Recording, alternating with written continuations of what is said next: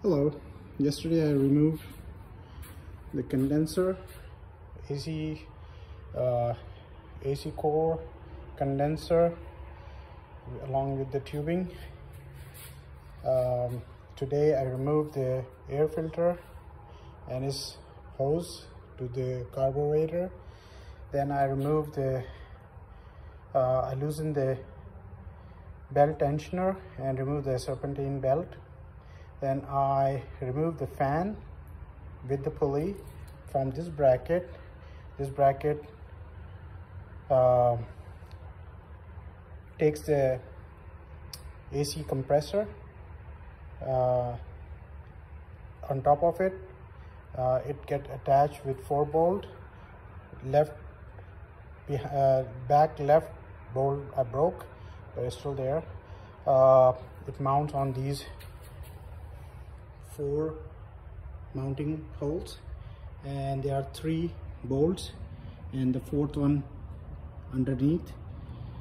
It attaches to the engine block, and here I have this is the place where I removed the air filter box.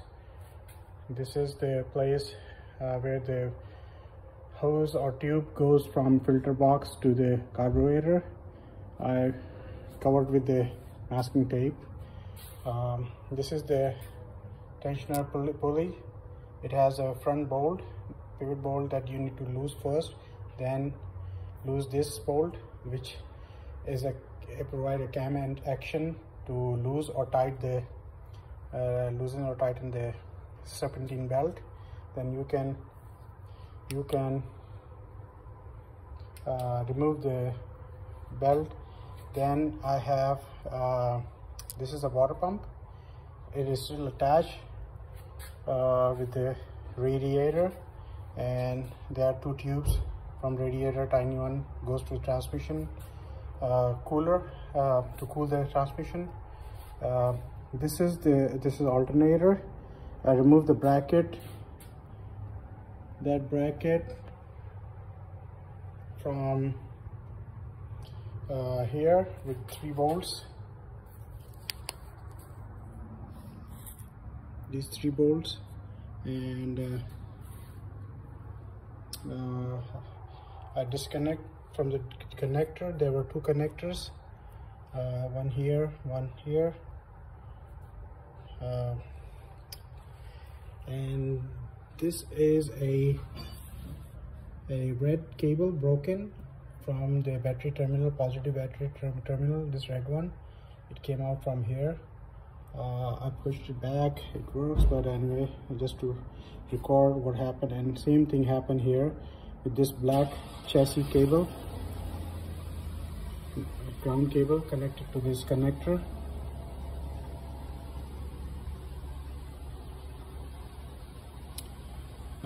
Also, this is one more red and black cable coming out from this.